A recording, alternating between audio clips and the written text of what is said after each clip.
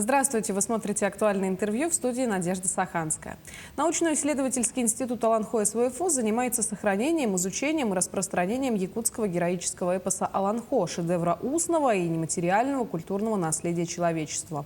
Институт совместно с издательско-информационно-технологическим центром «АЛАС» при поддержке Министерства культуры и духовного развития Якутии создал проект «Образцы традиционного исполнения Аланхо-НОА». Об уникальном проекте мы сегодня поговорим с гостем в нашей студии Русланом Анисимовым, исполняющим обязанности директора НИИ Аланхо СВФУ. Руслан Николаевич, здравствуйте. Здравствуйте. Расскажите, сколько всего уже загружено аудиозаписей в приложение НОА? В нашем мобильном приложении «Образцы традиционного исполнения Аланхо-НОА» в настоящее время загружено 173 фрагмента аудиозаписей старинных Аланхо. Из них 117 – это эпические песнопения тех или иных отрицательных, положительных героев Аланхо. И 56 фрагментов – это речитативная часть, где Аланхо-суты описывают, например, начало времен, описывают мировое древо Аллукмас, национальный праздник Исыха Аланхо.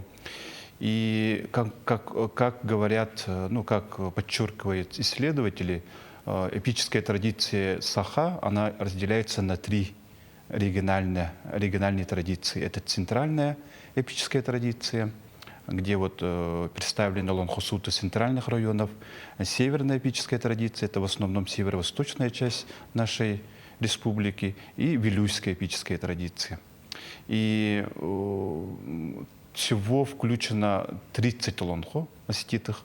И самая из них старинная – это запись 1902-1903 годов среднеколымского Аланхо, когда записывали Ян Стражецкий и Владимир Йохольцен.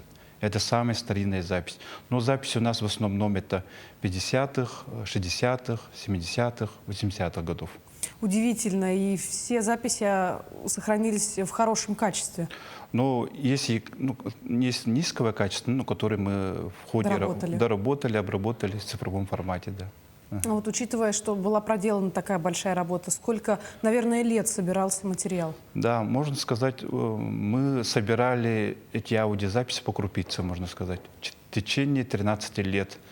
Наш институт занимается в том числе и собиранием фольклора и Аланхо. Мы в рамках наших инициативных научных работ мы с коллегами побывали с экспедицией организовали 18 фольклорно-этнографических экспедиций в 22 улусах республики. И, конечно, мы собирали в экспедициях эти данные, и есть те люди, энтузиасты, которые болеют, радеют за свою эпическую культуру, они сами приносили к нам в институт эти аудиозаписи. Есть потомки Аланхо-сутов, которые тоже сами приносили в нашу фонотеку.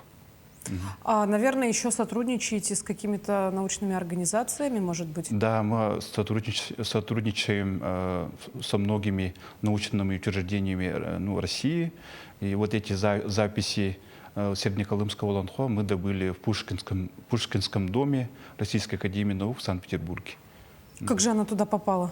Эти наши путешественники, которые собиратели культуры, фольклора, они его донесли в Санкт-Петербург на хранение. А известно, в каком году была сделана эта запись? В 1902. Та, которая включена? Да, начало 20 века. Да. Удивительно. Ага. Так давайте поговорим о том, где и как можно скачать приложение, чтобы все это послушать. Да, сейчас оно доступно, у кого есть Android, оно доступно в Play Market. Есть отдельный сайт на сайте нашего университета eposalankhosfu.ru, и в эти дни мы загружаем в App Store для этих пользователей Apple. Пользователей Apple, да. И конечно, оно работает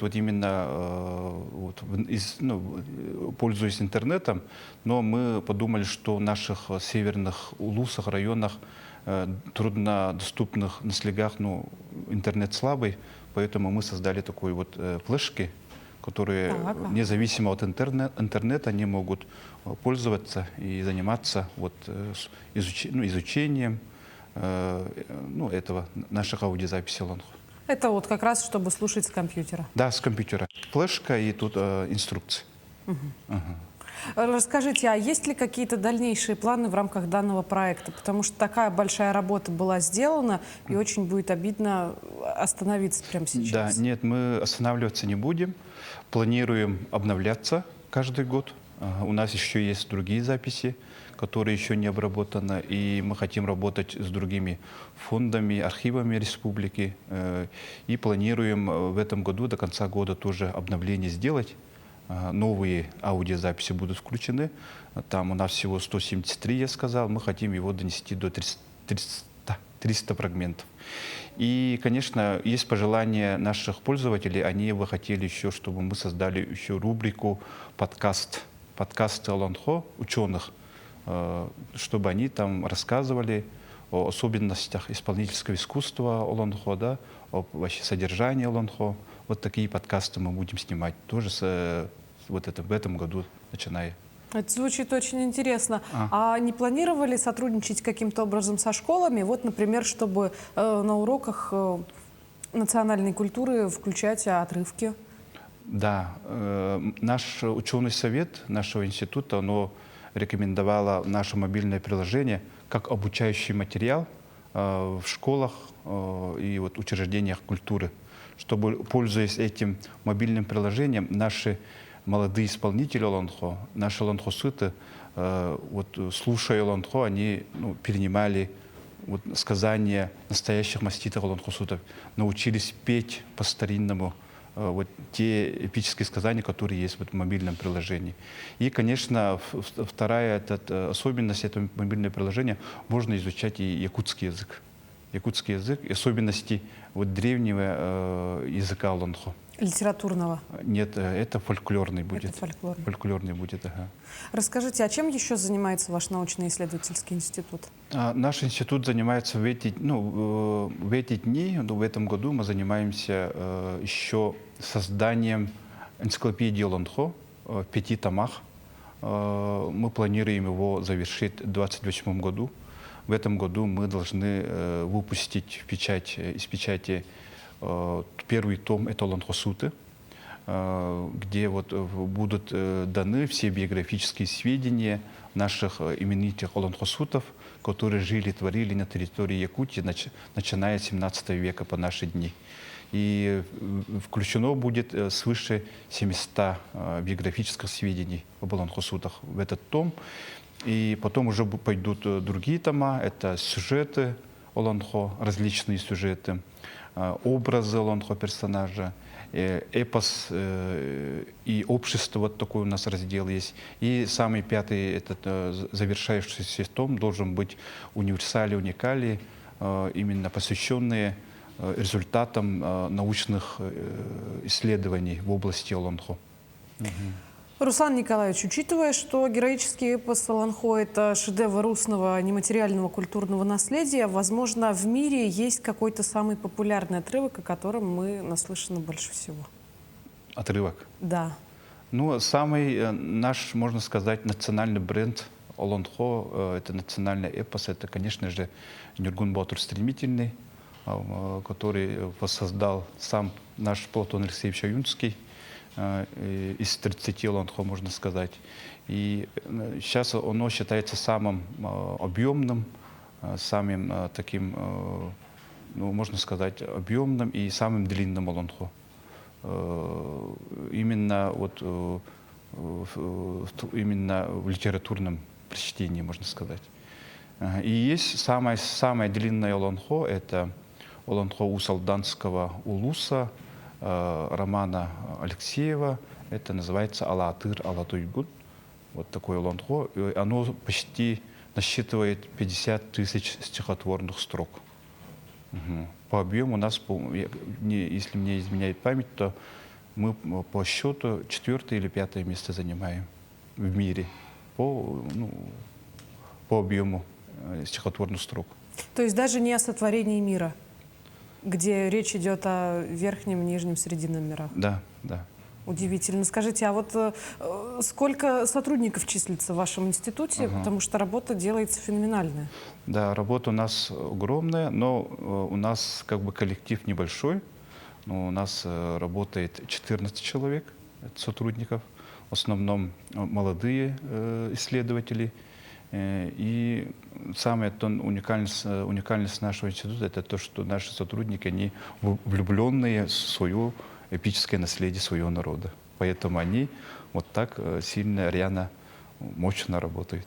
И понятно, что они пришли туда не случайно, а чаще всего это выпускники ИЯКа СВФУ? Да, это у нас в основном выпускники нашего университета, института вот ИЯКН, филологического факультета и института зарубежной филологии и регионоведения. А есть ли какая-то уже программа, которая направлена на изучение иностранными студентами эпоса Аланхо? Мы тоже думали об этом, хотели в будущем открыть магистратуру по эпосоведению. И, она еще у нас в плане. И у нас есть журнал эпосоведения, который вот сотрудничает со многими учеными мира по проблемам мирового эпосоведения.